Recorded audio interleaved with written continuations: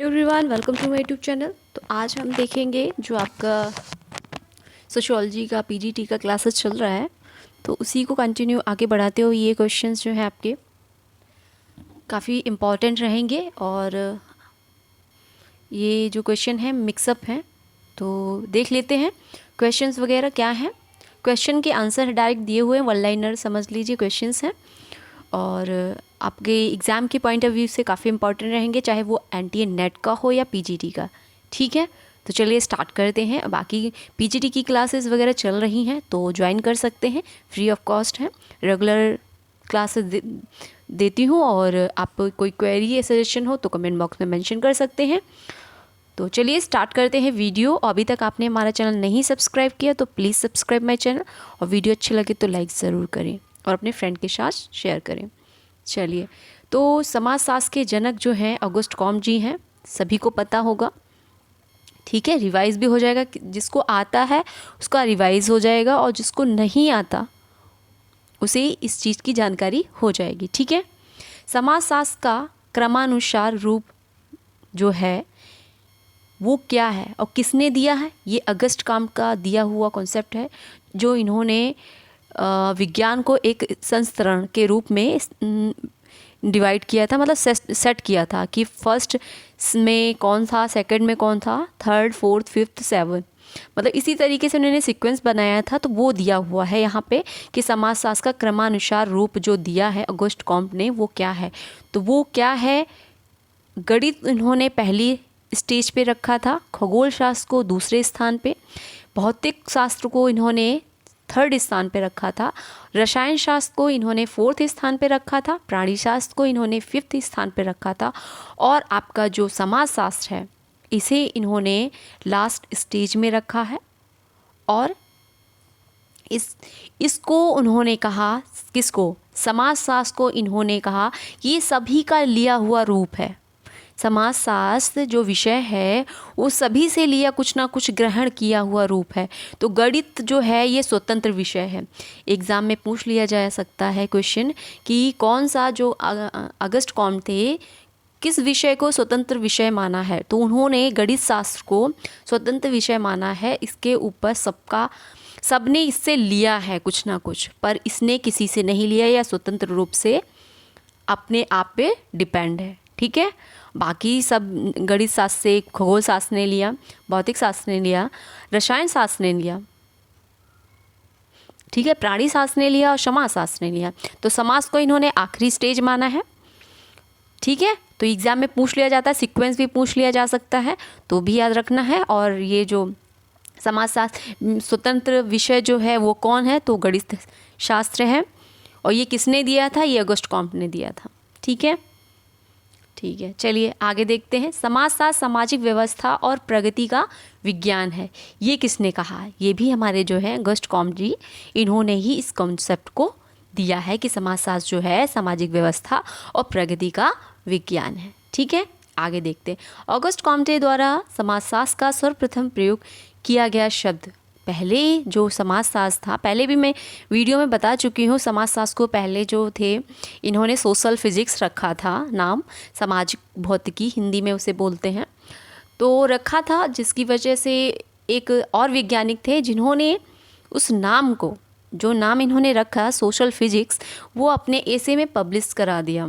क्वार्टलेट नाम के वैज्ञानिक थे वो, उन्होंने पब्लिश करा दिया। तो फिर जब पब्लिश करा दिया तो फिर इसके बाद इन्होंने उस नाम को चेंज किया। भाई सोशल फिजिक्स रखा था, उसे चेंज करके इन्होंने सोशियोलॉजी नाम रखा। इसी वजह से यदि क्वेश्चन बनता है कि ऑगस्ट कॉम्ट द्वारा समाजशास्त्र का सर्वप्रथम प्रयोग, जो समाजशास्त्र का सर्वप्रथम प्रयोग किस शब्द के द्वारा हुआ है, तो सोशल फिजिक्स या सामाजिक भौतिकी नाम से हुआ है। ठीक है, चलिए नेक्स्ट है, सामाजिक संरचना को दो रूपों में, अधिसंरचना और अधोसंरचना के रूप में बांटा है। तो किसने बांटा है? कार्ल मार्क्स ने। किसने? कार्ल मार्क्स ने।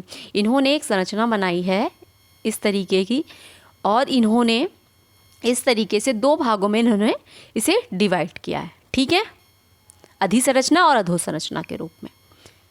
तो अगली वीडियो में ये जो कॉन्सेप्ट है इसे भी मैं बताऊंगी कि क्या कॉन्सेप्ट है इनका, कार्ल मार्क्स का। ये अधिसंरचना और अधोसंरचना को, जो सोशल स्ट्रक्चर को इन्होंने किस रूप में बांटा तो है, लेकिन इसमें किन चीज़ों को रखा है, किस कारण से बांटा है, वो सभी हम नेक्स्ट वीडियो में बात करेंगे। ठीक है, अभी वन लाइनर क्वेश्चन को सॉल्व करते हैं।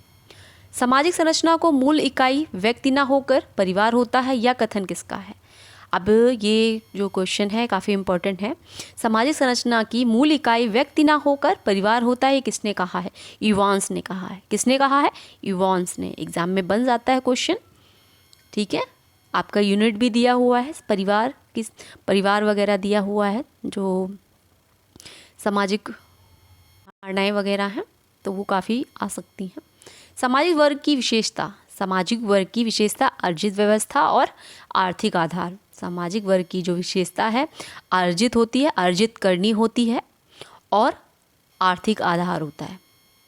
यह कथन किसका है कि हम जाति से सरलता से मुक्ति पा सकते हैं, पर आप गंभीर त्रुटि कर रहे हैं, जबकि एक बहुत शक्तिशाली साझा है समाप्त होने से पूर्व बहुत खून खराबा करेगी। ये किसका कंसेप्ट है? ये है आपका M N. Srinivas. M N. Srinivas Indian thinker हैं हमारे। ठीक है, और इन्होंने ही कहा जाति पर, इन्होंने कहा कि यदि आप जाति को एकदम से हटाना चाहते हैं तो यदि हट तो सकती है, लेकिन आपको क्या लगता है बहुत आसानी से ये चीज़ें हो सकती हैं? इसमें इतनी बड़ी शक्ति है, यदि आप हटाओगे ना तो बहुत ज़्यादा खून खराबा होगा। ठीक है, तो इस तरीके से इन्होंने कोटेशन अपनी दी है, एग्ज़ाम में पूछ ली जाती है, इसलिए याद रखना है। वर्ग और जाति में अंतर का मुख्य आधार क्या है? वर्ग और जाति में असमानता का क्या है? असमानता का। वर्ग में अंतर, वर्ग और जाति में अंतर मुख्य आधार जो है असमानता का है।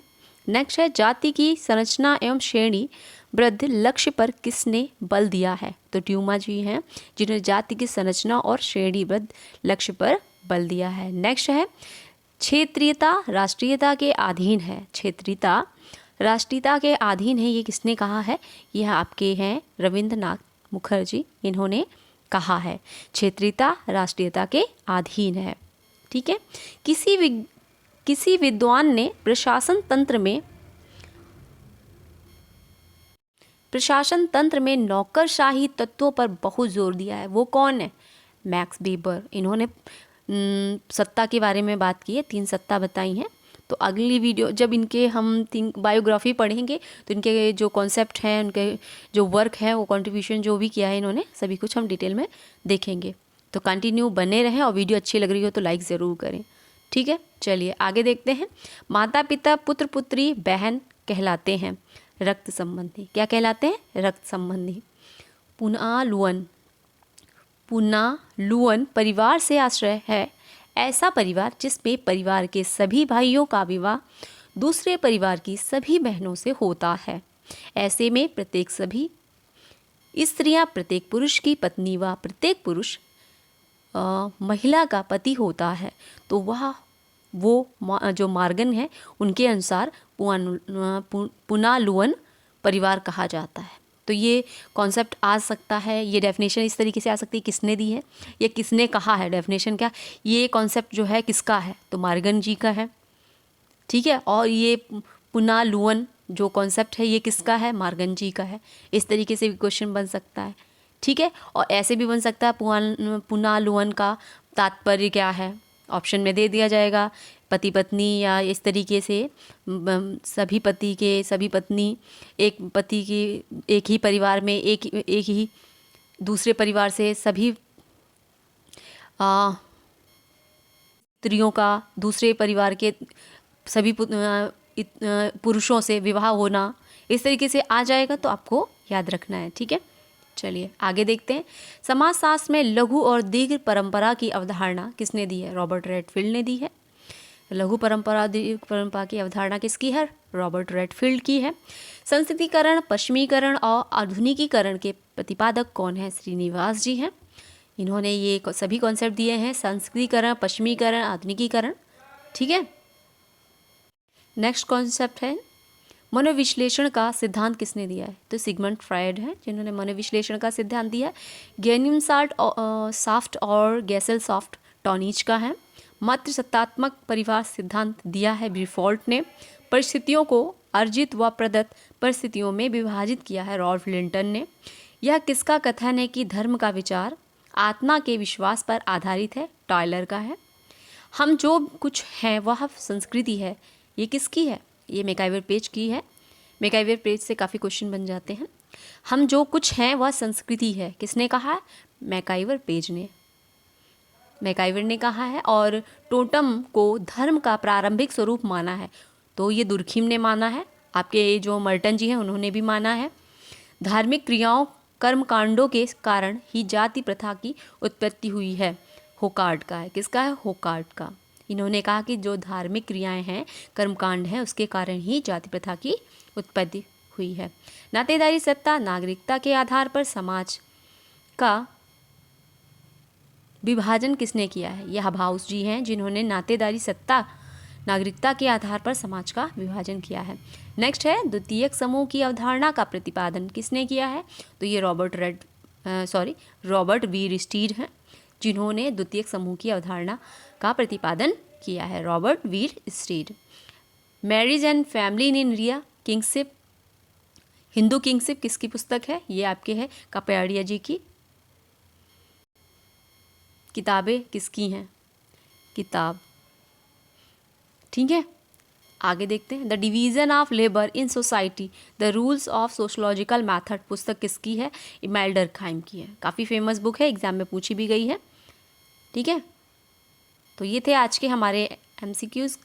आई होप आपके लिए हेल्पफुल रहे होंगे, और वीडियो अच्छी लगी हो तो लाइक ज़रूर करिएगा। अभी तक चैनल को सब्सक्राइब नहीं किया तो please subscribe my channel. Next video में इसी तरीके से क्वेश्चन और भी आएंगे, और आपका जो यूनिट फर्स्ट है कवर हो चुका है, MCQs अब सॉल्व हो रहे हैं, तो ज्वाइन करिए चैनल को और रेगुलर क्लासेस देखिए। और वीडियो अच्छी लगी हो तो लाइक करिएगा। Thanks for watch.